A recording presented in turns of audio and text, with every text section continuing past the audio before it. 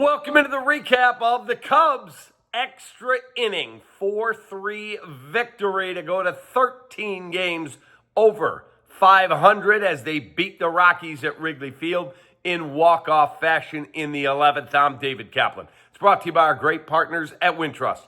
They are the exclusive home of Cubs checking. Get your very own Cubs checking account. That's super sweet. Cubs debit card. Click the QR code on your screen or wintrust.com/Cubs for all the details. That was a hell of a ball game, folks. Coming into the game, I was more than a little concerned because German Marquez, the Rockies pitcher, has been throwing the ball very, very well as of late, and he pitched very, very well tonight. With the wind blowing in, it was going to be tough to hit home runs. There was only one in the ball game, and that was by the Rockies' Brenton Doyle in the 7th to tie the game at 2. Cade Horton's first foray into the 7th inning. I thought he threw the ball very well tonight, but the Cubs' offense was not great. I think they had a streak going of over 14 with men in scoring position.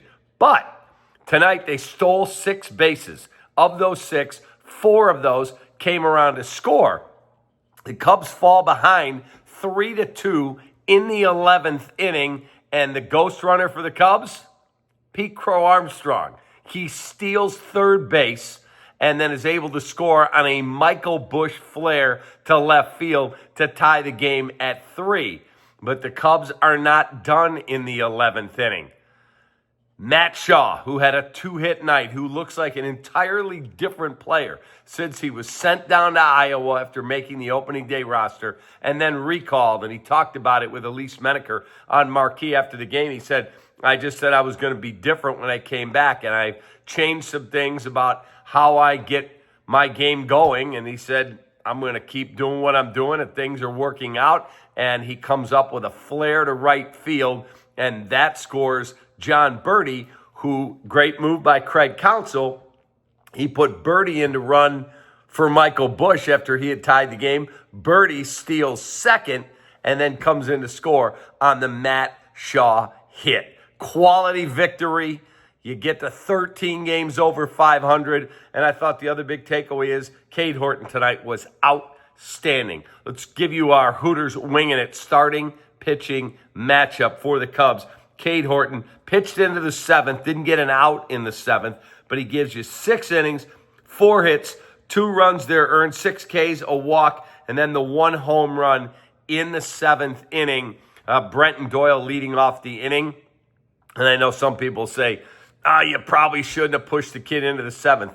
You've got to try and continue to lengthen his outings. I don't see him going back to the minor leagues. I think he's in the big leagues to stay, and I think he's going to be a big part of this rotation going forward, especially with Shota Imanaga not yet off the injured list and probably 3 weeks away yet from coming back to the rotation.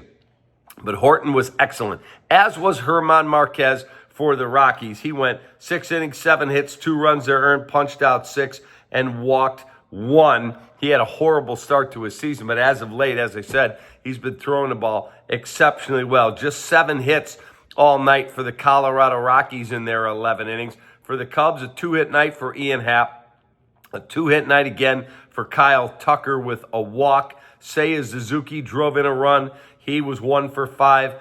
Pete Crow Armstrong with a sacrifice to get a run home. Dansby Swanson had a knock for Michael Busch, a knock for Nico Horner, 2 more for Matt Shaw, a 10-hit attack, and Matt Shaw is our apt player of the game. Sing the freaking song. Cubs win. Our apt player of the game, as I said, Matt Shaw. Promo code's right there for you, Recap 25. 13 games over 500. Take that, everybody. Cubs win. Fly the W. See you tomorrow. Take that.